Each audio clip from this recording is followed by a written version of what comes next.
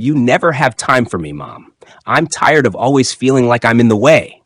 Linda's voice quivered with frustration as she faced her mother, but her mother's response was cold, her tone cutting through Linda's emotions like a knife. Tired? No one's forcing you to stay here. Pack your things and get out. Linda's eyes filled with tears as she tried to hold her ground. And don't forget that this is my apartment too. I inherited part of it from Dad, so I'll decide when and where I'm going. I'm not continuing this conversation. I'm going to work. You have until this evening to calm down and stop irritating me. With that, her mother slammed the door behind her, leaving Linda alone in the apartment. Her mother had always been a difficult person, but after Dad passed away, she completely lost it. The house was filled with constant shouting and arguments. Despite being 25 years old, Linda's mother believed she knew best how Linda should live her life. Any attempt Linda made to express her own opinions ended with dishes being thrown against the walls, insults, and accusations. When Linda couldn't take it anymore, she'd start packing her bags, but whenever she tried to move out, her mother would suddenly turn into a dying swan, though just an hour earlier she'd been kicking her out like a dirty stray dog. This time, Linda decided she wouldn't tolerate it anymore. She started packing her things while her mother was at work. She planned to stay with a friend for a few days and then find her own place. She had the money for it. But her plans were interrupted by the ringing of the landline phone, a relic they'd long forgotten about and were planning to disconnect. Little did she know, doing so might have been a fatal mistake. Hello? Margaret? Can you hear me? A raspy woman's voice came through the receiver. My mom's at work. Call back in the evening. Child, I can't wait until evening. I won't make it back here. I don't have a phone. Tell her that her mother's very sick. She should come say goodbye. What mother? Are you Linda? Yes, I'm Linda. But what mother are you talking about? My grandmother? Linda stared at the receiver, confused. According to her mother, Linda's grandmother had died many years ago. She was a spiteful and mean-spirited woman who had ruined more than one life, never letting her daughter live in peace, and had opposed her marriage to Linda's father. She'd even cursed them. And now, it turned out that, at the very least, the timeline of this story had been a lie. Linda scribbled down her grandmother's address, then called her mother for an explanation. Instead of a reasonable response, all she got was her mother's furious shouting, insisting it was a mistake and none of Linda's business. She claimed that the old woman was long dead and that she didn't even want to think about her. She then abruptly changed the subject, asking Linda to stay home and prepare dinner. After sitting for a while and collecting herself, Linda began to think that maybe this was fate. Maybe it was the reset her exhausted mind and body needed.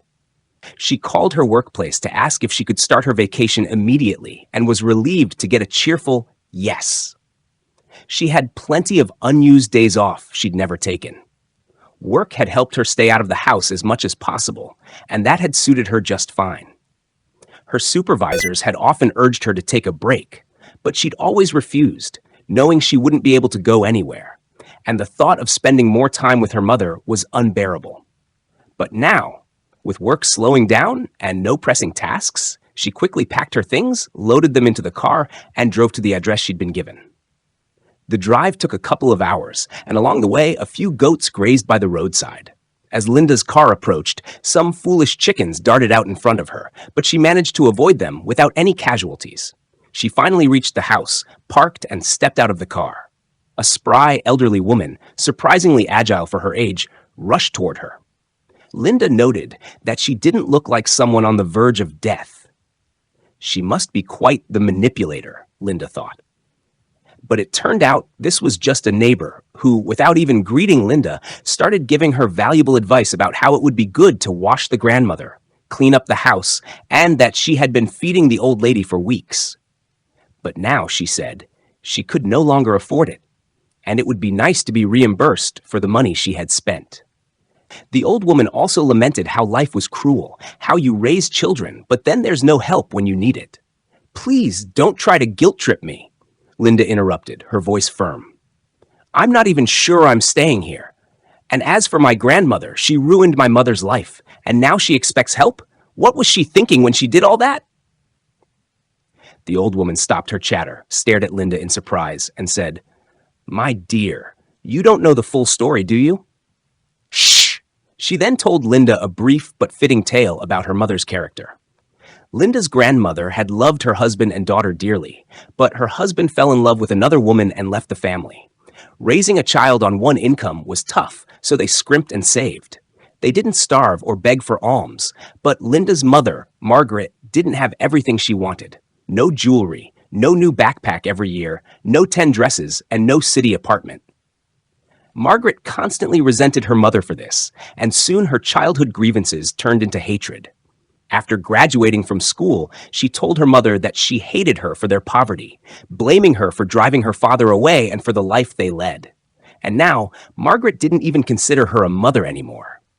That was typical of her. She always lived as if everyone owed her something. Hearing this, Linda became afraid to enter the house, terrified of seeing her grandmother. Inside, the house was dark and damp, despite the heat outside. In the corner of the room lay a thin figure with a pale face. At first, Linda thought her grandmother was already gone, but then she noticed a faint movement. The old woman turned her head and whispered, "Margaret?" The way she said the name made Linda realize that only someone who loved her deeply could pronounce it like that. "No, Grandma. It's me, Linda, your granddaughter." Her grandmother reached out and touched Linda's fingers, smiling softly before closing her eyes and drifting back to sleep.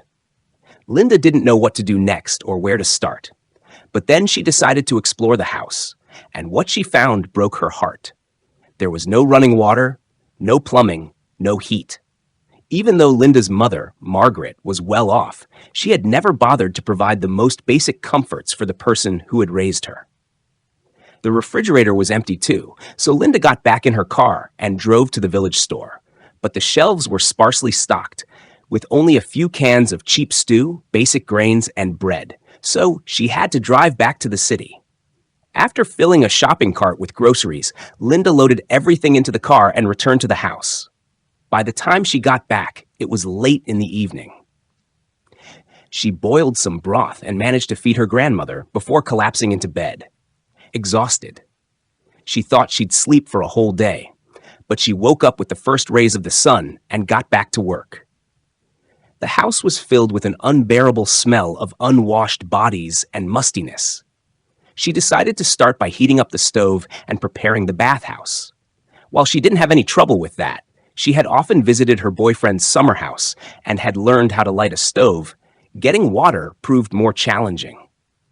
She had seen people in movies loading barrels onto carts and cheerfully hauling water from a pump. In real life, it wasn't that simple, but after an hour, she had the water she needed. Her arms ached as never before. Linda spent the entire day washing, scrubbing clothes by hand, cleaning the curtains, and heating the house. Taking care of her grandmother was more difficult. She was bedridden, so Linda had to change her bedding while swallowing her revulsion. She hadn't thought to buy adult diapers, as she had never dealt with such a situation before. Another day passed like this. On the third day, things were both easier and harder at the same time. The house began to take on a cozy feel, but there was still the issue of how to bathe her grandmother and get her outside to breathe some fresh air. Linda quickly found 2 men and paid them to lay planks on the steps leading from the house to the bathhouse. She then headed back to the city to buy a wheelchair. When she returned, she heated the bathhouse again, sat her grandmother in the wheelchair, and took her for a wash. That evening, she laid her grandmother down in fresh linen, fed her, and put her to bed. The next morning, a miracle happened. Linda was awakened by a rustling sound. Her grandmother was trying to stand up. Helping her into the wheelchair, Linda wheeled her to the table, and they sat down for breakfast. That day, her grandmother even managed to hold the spoon herself. Days turned into weeks, and her grandmother gradually regained her strength. Although she still struggled, she could now move around on her own and even tried to help with cooking. While Linda stood at the stove, her grandmother would sit at the table, chopping herbs for a salad or shredding meat for soup. They talked and joked a lot, and it turned out the old woman had a wicked sense of humor. After breakfast, they would sit in the yard and enjoy the nature around them. Linda sometimes tinkered in the garden, trying to restore the once neat beds, or they picked berries together. Her grandmother would tell stories from her life that were both sad and funny at the same time. She never said anything bad about Margaret, only expressing regret that they hadn't seen each other for so long, and that she hadn't been able to give her daughter everything she had wanted. Linda's vacation had already ended, but she had no intention of leaving. She drove back to the city, wrote a request to extend her leave until the end of the summer, and planned to return to the city with her grandmother in the fall. This had been the most magical summer for both of them. Linda had never felt so at peace and loved in her entire life. She thought back to her first days in the village, her thoughts of running away, the exhaustion and hopelessness, and she felt ashamed. It was the last day of summer. The grandmother's belongings were packed and waiting by the door, and a cherry pie was steaming on the table. Today, they would say goodbye to the house, the village, and this life. Linda had rented an apartment for them, and tomorrow they would move to the city. After the move to the city, Eleanor, Linda's grandmother, seemed to regain her spirit. The bustling environment and the comfort of modern living brought new energy into her life. She quickly adapted to her new surroundings and even found a part-time job as a concierge at a nearby apartment complex. This role gave her a renewed sense of purpose and a much-needed connection with people. One afternoon, while Eleanor was on duty, she encountered a man she hadn't seen in decades. It was Elliot, the husband who had left her and their daughter Margaret many years ago. He looked older, his face lined with the passage of time, but there was something unmistakable in his eyes. Elliot? Eleanor's voice wavered with a mixture of surprise and disbelief. Yes, Eleanor, it's me, Elliot replied, his voice heavy with emotion. I've been searching for you. Eleanor's heart pounded as she struggled with a whirlwind of emotions. Here was the man who had abandoned her, who had left her to raise their daughter alone. Yet, as she looked at him, she saw not just the man who had hurt her, but also the man she had once loved deeply. A battle waged within her. Part of her wanted to turn away, but another part longed for closure, for a sense of peace that had eluded her for so many years. After a long pause, Eleanor made a decision. Come to our home tonight, she said quietly, her voice steady but soft. We're having a family dinner. I think it's time for us to talk, all of us. That evening, the family gathered around the table. Linda was intrigued by the presence of the man who appeared to be her grandfather. There was a curiosity in her eyes, a desire to understand this part of her family's history. Margaret, however, was less welcoming. She eyed Elliot with suspicion and resentment, her posture rigid with unresolved anger. Elliot, this is Linda, our granddaughter, Eleanor introduced warmly. Hello, grandfather, Linda said with a warm smile. It's a pleasure to finally meet you. Margaret, on the other hand, barely concealed her disdain. So, you finally decided to show up after all these years, she said, her voice cold and cutting. What do you want now? Money? A place to stay? Elliot sighed, looking directly at Margaret. I don't blame you for feeling that way, Margaret. I know I hurt you deeply, and I've regretted it every single day. But I'm not here to take anything from you. I'm here because I've been searching for you, for all of you, for years. Margaret's glare didn't soften. Search for us? After all this time? And what? You expect us to believe that? Yes, Elliot responded calmly. Because it's the truth. I was miserable without you. My second marriage didn't last, and I buried myself in work. I became the director of a successful construction company, gained wealth, fame, but it was all empty. I realized too late that the only thing that ever truly mattered to me was the family I lost. He paused, looking at each of them in turn. I've spent the last 5 years trying to find you. I hired investigators. I put my resources to work, and finally, here I am. I'm not here by coincidence, Eleanor. I found you.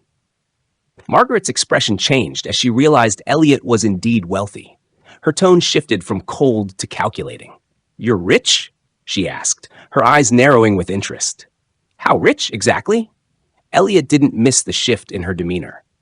I'm well off, yes. I have properties, bank accounts, and more money than I know what to do with.